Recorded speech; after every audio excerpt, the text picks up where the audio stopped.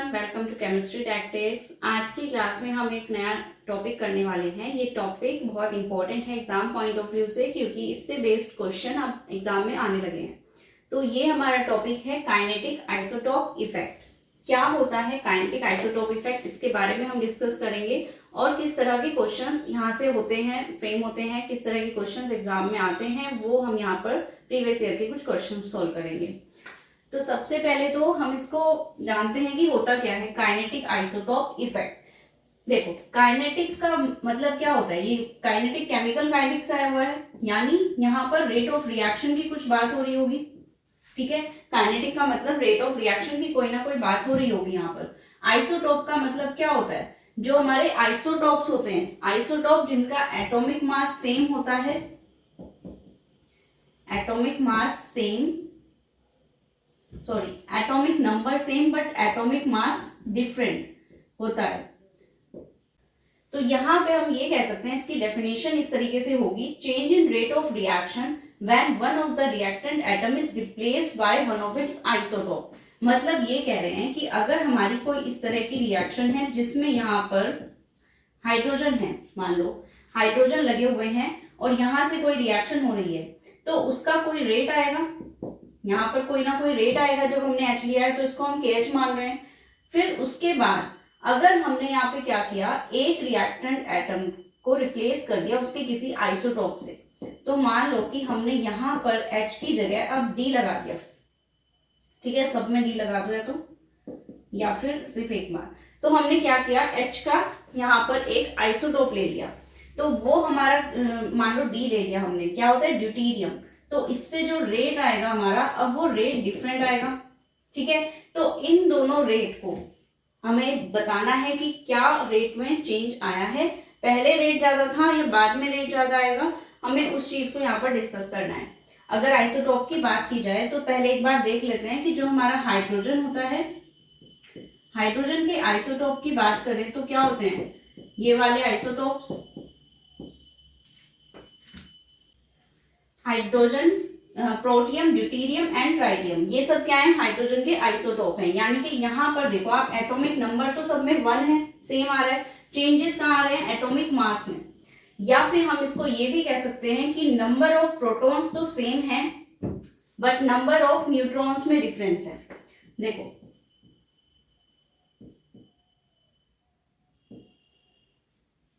Atomic mass क्या होता है हमारा, नंबर ऑफ प्रोटॉन्स और इलेक्ट्रॉन्स, जितने इलेक्ट्रॉन्स हैं उसी को उसका एटॉमिक नंबर, एटॉमिक नंबर है ये, हम पहले एटॉमिक नंबर की बात कर रहे हैं। तो नंबर ऑफ प्रोटॉन्स, जितने किसी भी हमारे एटम में नंबर ऑफ प्रोटॉन्स होंगे या जितने भी नंबर ऑफ इलेक्ट्रॉन्स होंगे, उसको हम बोलते हैं उसका एटॉमिक नंबर। यहाँ पर 1 एटॉमिक नंबर है, दैट मीन्स इसमें एक प्रोटॉन है या फिर एक इलेक्ट्रॉन हम कह सकते हैं इसमें है। अगर हम एटॉमिक मास की बात करें तो एटॉमिक मास क्या होता है हमारा, नंबर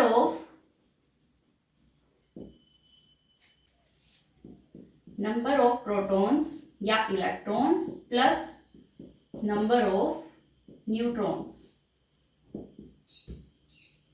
ठीक है, ये होता है atomic mass, number of protons plus neutron.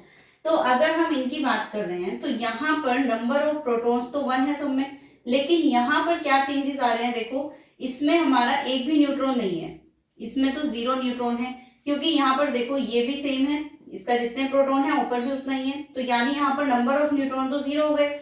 इस वाले केस की बात करें तो इसमें नंबर ऑफ प्रोटॉन 1 है एंड नंबर ऑफ न्यूट्रॉन कितने होंगे, 1 ही होंगे, तभी तो इसका एटॉमिक मास हमारा 2 आया है। यानी इसमें नंबर ऑफ न्यूट्रॉन 1 हुए, इसमें नंबर ऑफ न्यूट्रॉन 2 हुए। तो हम ये कहना चाह रहे हैं कि नंबर ऑफ न्यूट्रॉन अगर हमारे डिफरेंट होते हैं बट एटॉमिक जो नंबर ऑफ प्रोटॉन है वो सेम है, तो उस चीज को हम आइसोटोप बोलते हैं। या हम इसको ये कह लें कि नंबर, एटॉमिक नंबर जिसका सेम होता है बट एटॉमिक मास में डिफरेंस होता है, वो उसका आइसोटोप होता है। तो यहाँ हाइड्रोजन के तो ये 3 आइसोटोप इस तरीके से हैं। अगर हम कार्बन की बात करें तो कार्बन में भी इसी तरीके से आइसोटोप होते हैं, 6C12, 6C13, 6C14। यानी यहाँ पे एटॉमिक नंबर फिर से सेम है, नंबर ऑफ प्रोटॉन सेम है बट नंबर ऑफ न्यूट्रॉन में डिफरेंस है। तो यहाँ पर अगर हमें फाइंड करना हो कितने न्यूट्रॉन्स होंगे, क्योंकि प्रोटॉन तो 6 है और 6 ही ऐड किया है इसमें तब जाके 12 आया है, यानी इसमें नंबर ऑफ न्यूट्रॉन कितने हैं, 6 हैं। यहाँ पर एक एक्स्ट्रा आ रहा है, यानी इसमें नंबर ऑफ न्यूट्रॉन डिफरेंट होंगे, 6, 7, 8। ओके, तो ये तो हमने चीज देखी कि आइसोटॉप्स क्या होते हैं, इनके क्या क्या क्या आइसोटॉप हम यहाँ ले सकते हैं। मेनली हमारे जो होते हैं ना, इसको हम ड्यूटेरियम बोलते हैं, इसको हम ट्राइटियम बोलते हैं, डी से रिप्रेजेंट करते हैं। ओके, तो यहाँ पर हमारा मेनली जो होता है ना, ये वाला आइसोटॉप देखने को मिलता है जो हमारा हाइड्रोजन है और ड्यूटेरियम है।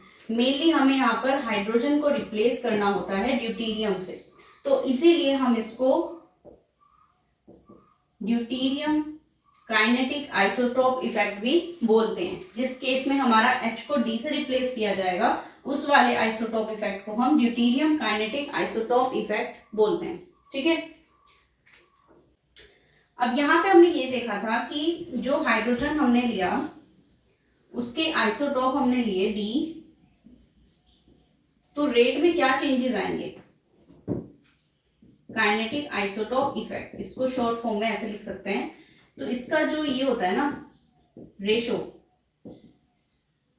ये जो रेशो है ना, ये इसको निकालने का एक मेथड है। काइनेटिक आइसोटॉप इफेक्ट का मतलब होता है रेशो ऑफ रेट ऑफ जब हम हाइड्रोजन ले रहे हैं and rate of divide by rate of जब हम उसका आइसोटॉप ड्यूटेरियम ले रहे हैं। ठीक है, KH/KD, ये होता है हमारा काइनेटिक आइसोटॉप इफेक्ट या deuterium kinetic isotope effect. Okay, तो हमें एक तरीके से इसका रेशो लेना होता है। तो रेट में क्या चेंजेस आएंगे, तो अगर हम इसको ऐसे लिख दें KD/KH, क्या ऐसा लिख सकते हैं हम इसको, क्या ये वाली चीज सही होगी अगर हम इसका रेशो, क्योंकि दोनों का रेशो लेना है ना हमें रेट्स का, हाइड्रोजन का ड्यूटेरियम का, तो जरूरी है कि ऐसे ही लें, ऐसे भी तो ले सकते हैं, नहीं ऐसे नहीं ले सकते हम। ऐसा इसलिए नहीं ले सकते, देखो कुछ केसेस ऐसे होते हैं जिसमें ऐसा हो सकता है, लेकिन इस वाले केस को हम प्रीफर करते हैं। क्यों, क्योंकि हमेशा जो हमारे H का जो रेट होगा ना, जब हाइड्रोजन हम ले रहे हैं उसका रेट हमेशा ज्यादा ही होगा ड्यूटेरियम के रेट से, तो इसीलिए हम इसका रेशो ले रहे हैं। मान लो इसका रेशो जो है कुछ 7 के अराउंड आया है, तो KH=7 KD। तो इस बात को हम कैसे डिफाइन करेंगे कि जो हमारे हाइड्रोजन जब हम ले रहे हैं उसका जो रेट है रिएक्शन का, वो 7 टाइम्स फास्टर है देन जब हम ड्यूटेरियम ले रहे हैं। ठीक है, यानी ये KH का रेट हमेशा ज्यादा ही आने वाला है। अब ऐसा क्यों होता है कि KH का रेट हमेशा ज्यादा आएगा D वाले से, तो इसका रीजन होता है अगर हमारा कहीं पे ये CH और ये CD इस तरीके से बॉन्ड है, तो ये वाला जो बॉन्ड होता है ये वीक होता है। ठीक है, ये वाला बॉन्ड जल्दी ब्रेक करता है, तो जितना जल्दी ये CH बॉन्ड ब्रेक होगा उतनी ही फास्ट रिएक्शन होगी। तो क्योंकि यहाँ पर H वाला बॉन्ड जल्दी ब्रेक हो जाता है, तो ये रिएक्शन फास्ट होगी। ठीक है, इसीलिए इसका रेट जो है फास्ट आता है हमेशा। अब ये क्यों होता है वीक और क्यों ये ब्रेक होता है, इसको भी देखते हैं। पहले एक चीज देखो,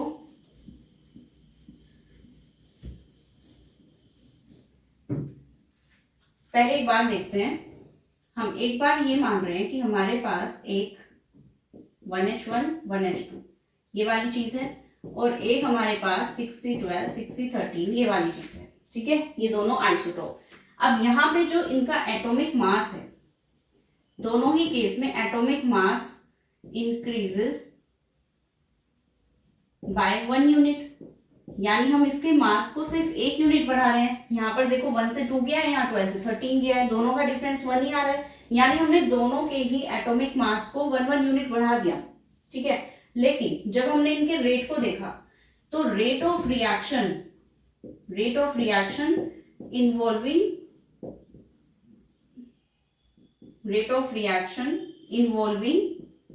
C1H, जब ये हम ले रहे हैं C1H, ठीक है, the rate of reaction involving CH is 6 to 10 times faster,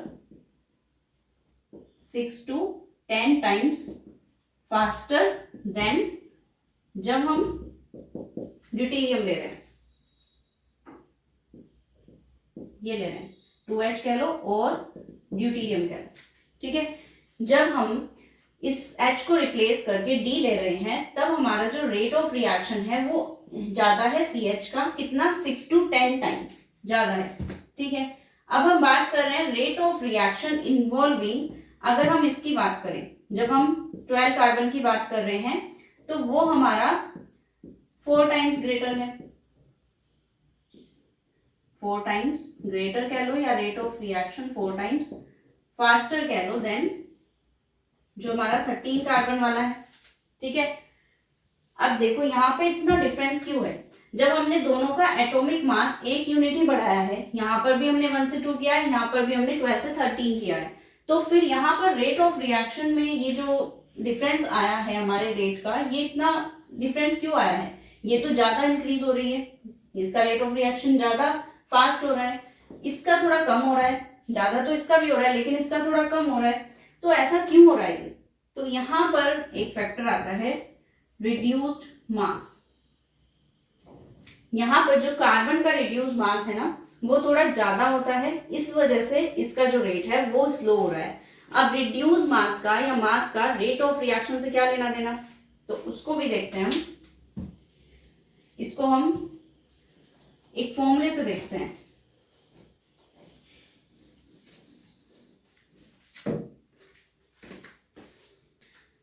बहुत ही फेमस सा एक फॉर्मूला जिसमें होती है वाइब्रेशनल फ्रीक्वेंसी, ये mu is equal to 1/2 pi under root k upon mu. यहाँ पर म्यू क्या है? Reduced mass. ठीक है, यहाँ हम सिंपल मास भी ले लें तो भी चलेगा। तो रिड्यूस्ड मास अगर इंक्रीज हो रहा है, रिड्यूस्ड मास इंक्रीजेस, तो यहाँ जो वाइब्रेशनल फ्रीक्वेंसी है वो डिक्रीज कर जाती है। देख रहे हो यहाँ पर इसका इनवर्सली प्रोपोर्शनल है ना, तो जब हमारा रिड्यूस मास इंक्रीज होता है ना तो वाइब्रेशनल फ्रीक्वेंसी डिक्रीज कर जाती है। देखो वाइब्रेशनल फ्रीक्वेंसी क्या, जो हमारे बॉन्ड्स हैं, कोई भी जो एटम है, कोई भी मॉलिक्यूल है, उसके अंदर जो बॉन्ड्स हैं वो वाइब्रेट कर रहे होते हैं। ठीक है, वो हर एक पॉइंट पे हम उनको ये मानते हैं कि वो कभी भी स्टिल नहीं है, वो हमेशा वाइब्रेशन करते रहते हैं, चाहे वो वाइब्रेशन बहुत हल्की सी क्यों ना हो। कुछ बॉन्ड ऐसे होते हैं जिनमें वाइब्रेशन फास्ट होती है, कुछ ऐसे होते हैं जिनमें वाइब्रेशन स्लो होती है। अब कोई जो जितना हैवी होगा उसका उतना ही कम वाइब्रेशन होगा। इस वाले फॉर्मूले से हम ये चीज देख पा रहे हैं कि अगर हमारा मास ज्यादा है किसी भी मॉलिक्यूल का तो वहां पर बॉन्ड्स का वाइब्रेशन स्लो हो जाएगा। अब बॉन्ड्स का वाइब्रेशन स्लो होने का मतलब है वहां पर उसकी जो 0 पॉइंट एनर्जी है वो भी स्लो हो जाएगी। 0 पॉइंट एनर्जी जिसको ZP लिखते हैं, 0 पॉइंट एनर्जी ऑल्सो डिक्रीजेस। अब ये 0 पॉइंट एनर्जी क्या होती है? यानी कि जो हमारी एनर्जी किसी मॉलिक्यूल की ग्राउंड स्टेट में जो एनर्जी होती है, कोई भी मॉलिक्यूल है जब तक वो ग्राउंड स्टेट में है, अगर वो एक्साइटेड हो गया तब तो कुछ ना कुछ एनर्जी होगी, लेकिन ग्राउंड स्टेट में जब तक है तब भी उसकी कोई ना कोई एनर्जी होती है। और अगर उसकी कोई एनर्जी होती है तो उसको हम बोलते हैं 0 पॉइंट एनर्जी। तो यहाँ पर 0 पॉइंट एनर्जी भी डिक्रीज कर जाएगी जब उसका वाइब्रेशन स्लो है। ठीक है, वाइब्रेशन की फ्रिक्वेंसी स्लो है तो वो 0 पॉइंट एनर्जी भी स्लो हो जाएगी। तो अब उसको बाहर से एनर्जी प्रोवाइड करनी पड़ेगी। ठीक है, क्योंकि रिएक्शन तो करानी है, तो कोई भी रिएक्शन, केमिकल रिएक्शन कराने के लिए हमें एक एनर्जी की रिक्वायरमेंट होती है। वो एनर्जी क्या होती है हमारी? Activation energy. यानी कि जो minimum amount of energy required होती है किसी भी केमिकल रिएक्शन को करने के लिए वो होती है हमारी एक्टिवेशन एनर्जी। तो अब जब उसकी खुद की एनर्जी इतनी नहीं है तो उसको बाहर से जो एक्टिवेशन एनर्जी प्रोवाइड करनी पड़ेगी वो ज्यादा होगी। एक्टिवेशन एनर्जी इंक्रीज हो जाएगी उसकी, यानी बाहर से उसको ज्यादा एनर्जी की रिक्वायरमेंट होगी।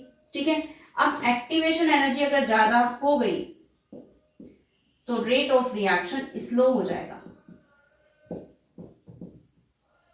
ये कैसे पता चला हमें? आर्हीनियस इक्वेशन से।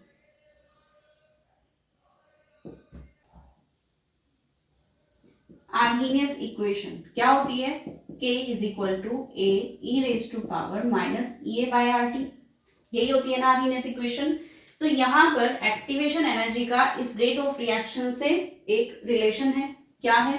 अगर हम इस चीज को लिख दें, E डिवाइड में लिख दें, क्योंकि ये माइनस है ना, पावर नीचे जाके पॉजिटिव हो जाएगी, तो अगर हम इसको ऐसा लिख दें, तो अब अगर एक्टिवेशन एनर्जी ज्यादा हो रही है, एक्टिवेशन एनर्जी अगर ज्यादा हो रही है तो ये वाली पूरी टर्म ज्यादा हो रही है, और किसी भी अगर डिनोमिनेटर में कोई टर्म ज्यादा होती है तो फिर ये वाली चीज कम आती है। तो यही तो यहाँ पे रिलेशन बन रहा है पूरा का पूरा। देखो अगर एक्टिवेशन एनर्जी कम हुई तो ये वाली पूरी चीज कम हो जाएगी, और ये वाला 1 कुछ भी कम होगा तो वो कम ही आएगा हमेशा, तो यानी रेट ऑफ रिएक्शन जो है उसका कम आएगा। तो ये सब चीजें कहाँ से स्टार्ट हुई, इस मास से, रिड्यूस मास कह लो या फिर नॉर्मल मास कह लो।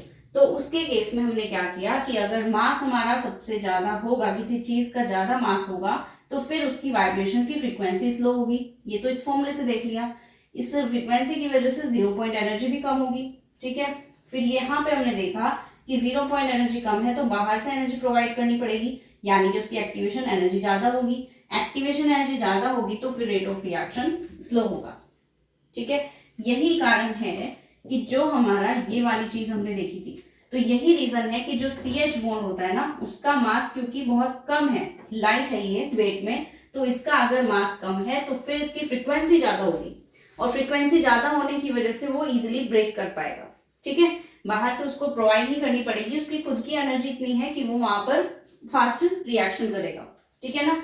तो यही कारण है कि हम जब भी ये वाला पॉइंट लेते हैं, काइनेटिक आइसोटोप इफेक्ट का रेशो लेते हैं, तो रेशो में हम यहाँ पर लाइट एटम और डिवाइड में जो हम रेट लेते हैं हैवी एटम का हमेशा लेते हैं, ठीक है। कुछ केस ऐसे भी होते हैं जिसमें हमारे जो हैवी, जब हम आइसोटोप से चेंज कर देते हैं किसी चीज को, तो आइसोटोप से चेंज करने से उसका रेट जो है डिक्रीज भी करता है, ऐसा भी होता है, लेकिन वो केस अलग होते हैं। उसको फिर हम इनवर्स काइनेटिक आइसोटोप इफेक्ट बोलते हैं, वो इनवर्स हो जाते हैं, लेकिन यूजुअली जो होता है वो ये वाला आता है, ठीक है। तो हमेशा ये चीज ध्यान रखना, जो भी हमारा ये वाला रेशो होगा, अगर हम इसको H और D की टर्म में ही मान रहे हैं, तो ये हमेशा ग्रेटर देन 1 आएगा, ठीक है। ये हमेशा ग्रेटर देन 1 ही आता है।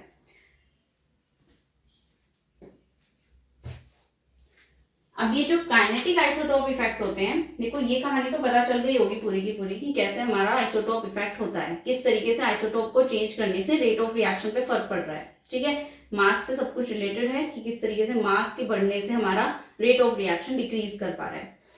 तो अब हम यहाँ पर ना दो चीजें देखते हैं।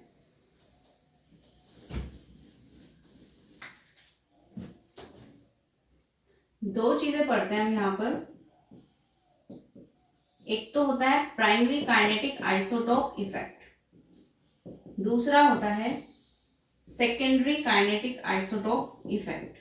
अब ये दोनों क्या होते हैं, प्राइमरी का मतलब है कि जब हमारा इस तरीके से, मान लो कोई CH बॉन्ड है, ठीक है, यहाँ पर कोई और सब्स्टिट्यूएंट लगा हुआ है, इधर रिएक्शन हो रही है हमारी, मान लो इस तरीके से, तो यहाँ पर जब हमारा मेनली CH वाला बॉन्ड ब्रेक होगा, इसको जब हम रिप्लेस कर देंगे इसके किसी आइसोटोप से, और फिर यही वाली चीज जो है ब्रेक हो रही है, सेम बॉन्ड जिसपे हम आइसोटोपिकली लेबल एटम लगा रहे हैं, अगर सेम यही वाला बॉन्ड ब्रेक होता है तो फिर ये होता है प्राइमरी काइनेटिक आइसोटोप इफेक्ट। और अगर मान लो कि यहाँ से ये वाला बॉन्ड ब्रेक नहीं हो रहा है, जो ये हमने आइसोटोप लगाया है, बट इसका जो है दूसरा कोई बॉन्ड ब्रेक हो गया, ये वाला, तब ये होता है हमारा सेकेंडरी काइनेटिक आइसोटोप इफेक्ट, ठीक है। तो primary kinetic isotope effect mostly मिलता है हमारी रिएक्शंस में। अब ना एक एग्जांपल देखते हैं।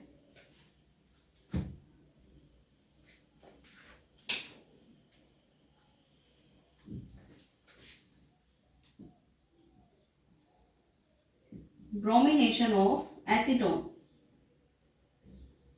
यहां पर हम देखेंगे किस तरीके से काइनेटिक आइसोटोप इफेक्ट यहां पर लगेगा। एक कीटोन है यहां पर ऐसे, ठीक है, इसका हमें कराना है ब्रोमिनेशन, यानी यहाँ Br को ऐड कराना है। तो कैसे ऐड करा सकते हैं हम इसको, तो कैसे ब्रोमिनेशन होता है, कोई भी बेस होता है यहाँ पर, तो बेस क्या करता है, सबसे पहले यहाँ से एक एसिडिक प्रोटॉन निकालता है, तो ये हमारा PHCO CH2 माइनस बन जाएगा, ये माइनस फिर से यहाँ पर आएगा, डिलोकलाइज होगा, तो ये हमारा एक इनोलेट बन जाएगा इस तरीके से, ऐसे। जब ये वापस आएगा तो फिर ये हमारा यहाँ पर अगेन रिएक्शन देगा, तो ये फिर से जब ये रिएक्शन यहाँ पर देगा तो फिर यहाँ से जो Br2 हमारे पास है दोनों, तो यहाँ पर Br माइनस तो बाहर गया, बचा क्या Br प्लस, तो ये CH2 माइनस इस Br को ले लेगा। तो यहां से हमारा इस तरीके से ब्रोमिनेशन हो जाएगा CH2Br। ठीक है, अब अगर हमने यहाँ पर PHCO इसके जो ये H हैं इनको D से रिप्लेस कर दिया, ठीक है, अगर हमने इनको D से रिप्लेस कर दिया, इस बार हमारा यहाँ पर एसिडिक प्रोटॉन नहीं है लेकिन ये ड्यूटेरियम तो है, तो यहाँ पर इस बार ये CH वाला बॉन्ड ब्रेक ना करके CD वाला बॉन्ड ब्रेक करेगा। तो इस रिएक्शन तो सेम होगी, लास्ट में जो है H की जगह बस D आएगा, लेकिन यहाँ पर जो मेन रेट डिटरमाइनिंग स्टेप है वो क्या है? रेट डिटरमाइनिंग स्टेप इस वाले प्रोसेस में क्या है? ब्रेकिंग ऑफ CH और CD बॉन्ड। जो मेन हमारा बेस रिमूव कर रहा है सबसे पहले CH बॉन्ड को या फिर CD बॉन्ड को, ये इसका रेट डिटरमाइनिंग स्टेप है। और जब रेट डिटरमाइनिंग स्टेप जिसका स्लो होगा वहां पर स्लो रेट ऑफ रिएक्शन होगा और जिसका फास्ट होगा वहां पर रेट ऑफ रिएक्शन भी फास्ट होगा। तो क्योंकि अभी हमने बताया था कि जो CH बॉन्ड है वो फास्ट ब्रेक करता है, जल्दी ब्रेक करता है, क्योंकि ये हमारा वीक होता है देन दिस, तो ये जल्दी ब्रेक करेगा, तो इस वाले का रेट ऑफ रिएक्शन ज्यादा होगा। यानी इस वाले की जो KH की वैल्यू है और इसमें जो KD की वैल्यू है, तो KH इनका जो रेशो आता है वो अराउंड 7 आता है।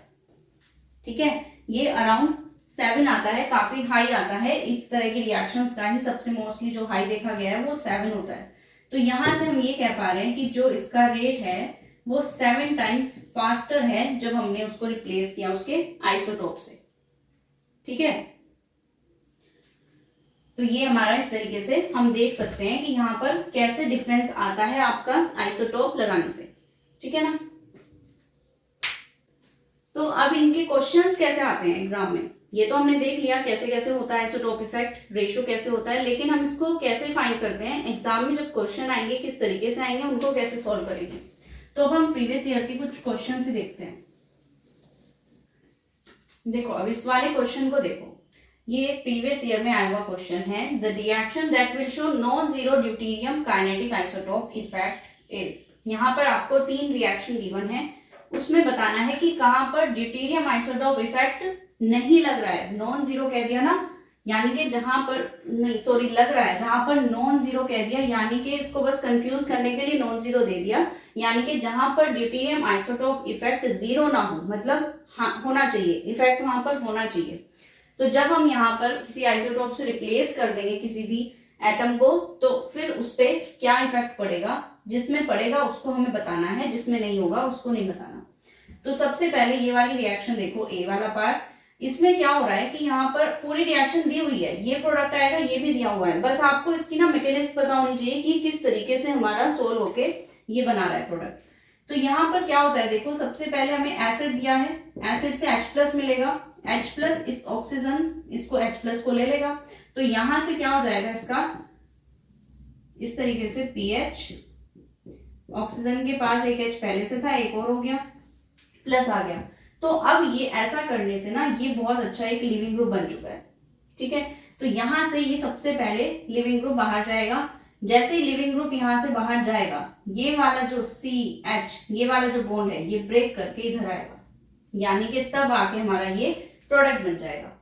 तो यहां पर जो रेट डिटरमाइनिंग स्टेप हुआ है वो क्या हुआ है, लिविंग ग्रुप का जाना, लिविंग ग्रुप। ठीक है, लिविंग ग्रुप जो है यहाँ पर जा रहा है, ये हमारा रेट डिटरमाइनिंग स्टेप है, ना कि CH बॉन्ड का ब्रेक होना, क्योंकि जब तक लिविंग ग्रुप नहीं जाएगा तब तक ये H यहाँ पर अटैक नहीं कर पाएगा, तब तक यहाँ डबल बॉन्ड रिएक्शन नहीं होगी। तो कहां से रेट डिसाइड हो रहा है, जितना फास्ट ये लिविंग ग्रुप जाएगा उतना ही फास्टली यहाँ पर रिएक्शन होगी, उतनी ही जल्दी CH बॉन्ड ब्रेक करेगा। तो यानी कि यहाँ पर सब कुछ इस लिविंग ग्रुप के जाने पे डिपेंड कर रहा है, तो इस वाले पे तो डिपेंड नहीं कर रहा है। तो रेट डिटरमाइनिंग स्टेप हमारा यहाँ पर दूसरा है, ये वाला नहीं है, इसलिए यहाँ पर हमें कोई आइसोटोप इफेक्ट नहीं दिखेगा। अब अगर आप यहाँ पे H की जगह D भी लगा दोगे तो भी क्या फर्क पड़ेगा, क्योंकि रेट तो उस पर डिपेंड ही नहीं कर रहा ना, आप आइसोटोप लो या मेन एटम ले लो, आपको वो डिपेंड ही नहीं कर रहा है आपके आइसोटोप पे। ठीक है, वो इस चीज पे डिपेंड ही नहीं करता, सिर्फ लिविंग ग्रुप के जाने पे डिपेंड कर रहा है रेट। तो जितना जल्दी लिविंग ग्रुप निकलेगा उतना ही फास्ट हमारी रिएक्शन होगी। तो यहाँ पे हमारा ये वाला तो आंसर नहीं हो सकता, इसमें तो जीरो ड्यूटेरियम आइसोटोप इफेक्ट है, हमें बताना है जिसमें नॉन जीरो हो। अब देखते हैं सेकंड को। इसमें देखो ये कैसे रिएक्शन हो रही है, यहाँ पर एक बेस दिया हुआ है और यहाँ पर हमारा ये वाला ग्रुप है। यहाँ पे दिया हुआ है हमें बेस, बेस क्या करेगा, एसिडिक प्रोटॉन को यहाँ से निकालेगा। तो यहाँ पर ये वाला एसिडिक प्रोटॉन यहाँ से निकलेगा, तो यहाँ पे आएगा नेगेटिव चार्ज। अब जैसे ये नेगेटिव चार्ज यहाँ पर आया तो ये ग्रुप बाहर गया, ठीक है। तो यहाँ पर जो है लिविंग ग्रुप बाहर गया है और हमारा सबसे पहले ये वाला बॉन्ड भी ब्रेक करा है, बेस ने हमारे प्रोटॉन को भी निकाला है। तो पहले जो यहाँ पर ये H बॉन्ड था वो ब्रेक हो गया है, जिससे यहाँ पर माइनस आया है, ठीक है। तो यहाँ पर जो रेट डिटरमाइनिंग स्टेप है वो क्या होता है आपका, ये भी होता है, जो CH बॉन्ड ब्रेक हुआ है वो भी होता है, एंड लिविंग ग्रुप का निकलना, दोनों ही यहाँ पर रेट डिटरमाइनिंग स्टेप में आएंगे। इसलिए यहाँ पर हमें आइसोटोप इफेक्ट देखने को मिलेगा, क्योंकि अगर यहाँ पर आप H की जगह D भी रिप्लेस कर दोगे तो भी सेम बात है, तब भी हमारा रेट डिपेंड कर रहा है उस पर। तो ये वाली चीज होती है हमारी, तो यहाँ पे इफेक्ट होगा। ये वाली जो रिएक्शन है इसको हम E2 रिएक्शन बोलते हैं, ठीक है। और जो पहले वाली रिएक्शन थी ये E1 थी, एलिमिनेशन रिएक्शन। तो इस तरीके से एलिमिनेशन रिएक्शन थी, यहाँ पर क्योंकि रेट दोनों पे डिपेंड कर रहा है इसलिए ये एलिमिनेशन, ये E2 रिएक्शन है, ठीक है। अब यहाँ लास्ट को भी देख लेते हैं। वैसे आंसर बी आ चुका है, क्योंकि और कोई ऑप्शन ऐसा है नहीं जिसमें बी हो, तो वैसे आ चुका है आंसर। लेकिन इसको भी देख लो, यहाँ पे क्या होगा, फिर से हमें दिया हुआ है बेस, तो यहाँ से हमारा H जो है रिमूव करेगा और फिर यहाँ से ये वाला ग्रुप बाहर जाएगा और ये इस तरीके से। तो यहाँ पर जो है लिविंग ग्रुप का जाना, फिर से यहाँ पर जो लिविंग ग्रुप जाएगा ये हमारा रेट डिटरमाइनिंग स्टेप है। तो यहाँ पर फिर से हमारा इस CH बॉन्ड के ब्रेक होने से कोई इफेक्ट नहीं पड़ रहा है, तो ये वाला भी हमारा नहीं आएगा। तो सिर्फ कौन सी आंसर है इसका, बी, ठीक है। ये वाली रिएक्शन थी हमारी E1CB मैकेनिज्म से, ठीक है। ये E1 E2 और ये E1CB। तो हम ये कहते हैं कि जो हमारी E2 रिएक्शंस होती है ना, E2 रिएक्शंस में हमारा काइनेटिक आइसोटोप इफेक्ट लगता है, ठीक है। तो इस तरीके से क्वेश्चन आते हैं, कुछ रिएक्शंस आपको दे दी जाती हैं और फिर उसमें बताना होता है किसमें इफेक्ट होगा किसमें नहीं होगा। इसमें मेनली हमारी elimination, substitution, elimination reaction, nucleophilic substitution, pericyclic, इस तरह की रिएक्शंस आपको दी जाती हैं, फिर बताना होता है। नेक्स्ट क्वेश्चन देखते हैं। ये वाला क्वेश्चन देखते हैं। ये लास्ट ईयर ही जून के जो एग्जाम हुआ था नेट का, उसमें आया हुआ क्वेश्चन है 2023 में, ठीक है। तो इसमें भी हमें क्या बताना है, among the following reaction deuterium primary kinetic isotope effect is seen in. 3 reactions दी हुई हैं, आपको बताना है कि किसमें काइनेटिक आइसोटोप इफेक्ट देखने को मिलेगा, और वो भी कौन सा, ड्यूटेरियम वाला, यानी वही डी है जहां पर ड्यूटेरियम दिया होगा H की जगह। तो यहाँ पर रिएक्शंस देखो कैसे हो रही हैं। अगर आपको रिएक्शन की पहचान है कि ये किस तरह की रिएक्शन है तो फिर बहुत इजी हो जाएगा करना आपके लिए। तो कौन सी रिएक्शन दिख रही है आपको, ये देखो हीटिंग की कंडीशन है और यहाँ पर 1 2 3 1 2 3, तो ये 3 सिग्मा ट्रोपिक होगी ना। तो 3 सिग्मा ट्रोपिक रिएक्शन में क्या होता है, रेट डिटरमाइनिंग स्टेप क्या होता है, ये सिग्मा बॉन्ड का बनना और इस 3 वाले के साथ फॉर्म होना। तो यहाँ पर H का तो कोई मतलब ही नहीं है, जो ये H है इससे तो कोई मतलब ही नहीं है। यहाँ पर हमारा तो रेट जो है इस पे डिपेंड कर रहा है कि ये वाला बॉन्ड जितना फास्ट ब्रेक होगा उतना ही रेट ऑफ रिएक्शन फास्ट होगा। तो यहाँ से हमारा इस तरीके से ये 3 का बॉन्ड बन गया और यहाँ पर जो ये ऑक्सीजन, हाँ यहाँ से हमारा ये, सॉरी ये वाला बॉन्ड ब्रेक नहीं होगा, ये वाला, यहाँ से ये वाला बॉन्ड ब्रेक हुआ तो यहाँ से हमारा ये इस तरीके से 3 सिग्मा ट्रोपिक रिएक्शन हो गई, ठीक है। तो यहाँ पे मेनली हमारी पेरिसाइक्लिक रिएक्शंस में कम ही देखने को मिलता है काइनेटिक आइसोटोप इफेक्ट। तो इस वाली रिएक्शन में हमारा कोई ऐसा आइसोटोप इफेक्ट नहीं दिख रहा है, ठीक है। चाहे वहां H हो चाहे वहां D हो, इस तरह की रिएक्शन नहीं हो पाएगी। सेकंड देखते हैं, सेकंड में कैसी है हमारी रिएक्शन, देखो यहाँ पर रिंग पहले क्लोज थी अब ओपन हो चुकी है इस तरीके से। तो ये कौन सी रिएक्शन है हमारी, इलेक्ट्रोसाइक्लिक रिंग ओपनिंग रिएक्शन है। तो यहाँ पर भी क्या होने वाला है, 4 बाय हीट कॉन्ड्रोटेटरी जो भी होता है, लेकिन हमें तो इसको देखना है ये वाला जो H और D है, H हो या फिर उसको रिप्लेस कर दिया हमने आइसोटोप D से, तब भी कोई इफेक्ट नहीं पड़ रहा है, ये तो अपनी जगह है। तो सिर्फ बॉन्ड, ये वाला बॉन्ड ब्रेक हुआ है, ये वाला बॉन्ड यहाँ पर इस तरीके से ओपन हो गई है। तो यहाँ पर जो रिएक्शन हुई है वो तो इस वाले पार्ट में हुई है ना, इस H का तो ब्रेकिंग कुछ भी नहीं हुई है, इस H में तो कुछ ब्रेक ही नहीं हुआ है ना। जब तक ये CH बॉन्ड ब्रेक नहीं होगा या CD बॉन्ड ब्रेक नहीं होगा, मतलब वो रेट डिटरमाइनिंग स्टेप अगर हमारा नहीं होगा, तो फिर तो हमारा यहाँ पे काइनेटिक आइसोटोप इफेक्ट नहीं होगा। तो बी वाले में भी कोई आइसोटोप इफेक्ट नहीं है। तो डायरेक्ट आंसर आ चुका है आपका ओनली सी। ठीक है, कैसे हुआ है इसको भी देख लेते हैं।